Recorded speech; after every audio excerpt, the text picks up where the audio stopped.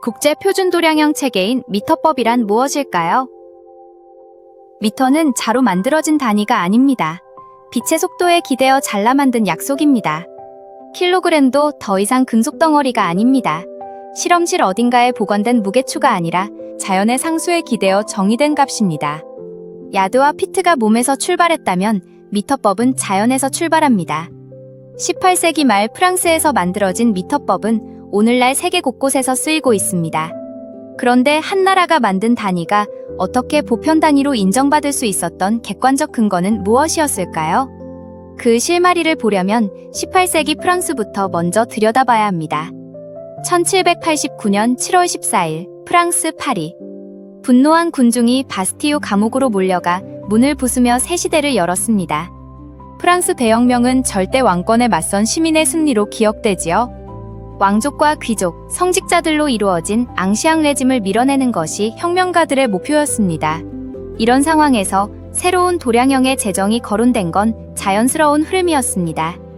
당시 프랑스에는 상업, 건축, 측량, 농업, 제조업 곳곳에서 단위가 너무 많았습니다. 많다는 정도가 아니라 같은 이름의 단위조차 지역마다 값이 달랐지요. 게다가 십진법을 쓰지 않는 경우도 흔해서 계산은 늘 한 번에 끝나지 않았습니다. 단위가 통일되지 않으면 거래는 수학이 아니라 감정이 됩니다. 속였다, 억울하다 같은 말이 먼저 튀어나오거든요. 단위의 혼란은 결국 모든 거래와 제도의 질서를 흔들어 놓았고 사회의 혼란으로 이어졌습니다. 그래서 프랑스 혁명은 도량형 개혁의 기회가 됩니다. 이때 프랑스 과학 아카데미가 중심에 섰습니다. 과학자들은 과학의 발달이 실험실 안에만 머무르지 않고 국가의 삶을 바꾸는 데 쓰이기를 바랐던 것입니다. 당시 프랑스의 측정 기술은 세계적인 수준이었습니다. 길이를 재는 측량 도구는 더 정교해지고 시간을 재는 시계는 더 정확해졌습니다. 미세한 질량 차이까지 가려내는 저울도 있었지요. 새로운 도량형 표준을 만들기 위한 조건이 갖추어지고 있었던 셈입니다. 그리고 한 가지 원칙이 힘을 얻습니다. 도량형은 인류 전체의 공통유산인 자연에서 구해야 한다는 주장입니다. 새로운 질량과 길이의 표준이 어느 한 시대나 권력자에게 속해서는 안 되고 특정한 일부 사람에게만 유리해서도 안 되며 오랜 시간이 지나도 흔들리지 않아야 한다는 요구였지요.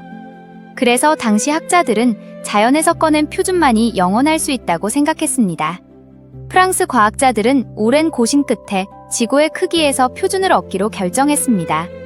지구의 둘레를 바탕으로 길이의 단위를 정하자는 생각이었지요. 지구 좌우선을 기준으로 북극에서 적도까지 거리의 1천만 분의 1, 이렇게 1m가 정의되었습니다. 다만 이 값도 측정의 한계를 완전히 벗어나기는 어려웠습니다.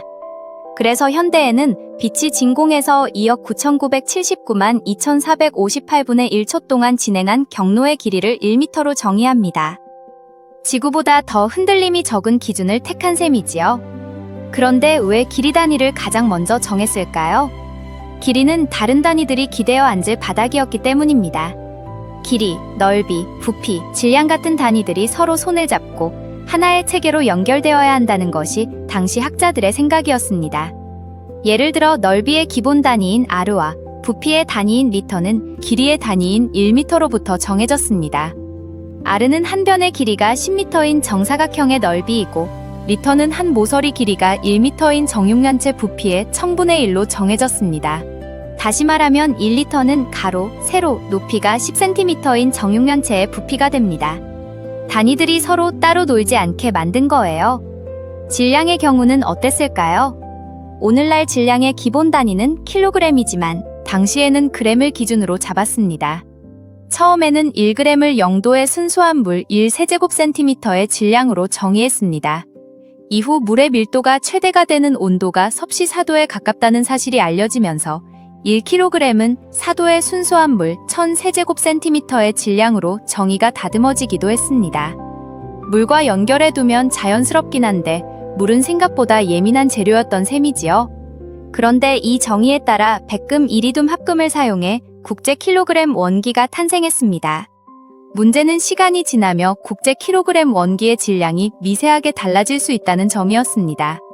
표준이란 본래 흔들리지 말아야 할 것인데 그 한가운데가 흔들리는 꼴이니까요. 과학자들은 이 문제를 그냥 넘어가지 않았고 다양한 논의를 이어갔습니다. 그리고 마침내 2019년에 플랑크 상수를 이용해 킬로그램을 새롭게 정의하게 되었습니다. 이제 표준은 한 덩이 물건이 아니라 자연이 가진 규칙 쪽으로 더 깊이 기대게 된 것이지요. 미터법이 힘을 가진 이유는 단순합니다. 누가 재도 같은 값이 나오게 하려는 열망. 그 기준을 권력이 아니라 자연으로 옮겨 붙이려는 선택. 그래서 미터법은 어느 나라의 사투리가 아니라 많은 나라가 함께 쓰는 표준어가 될 수 있었습니다.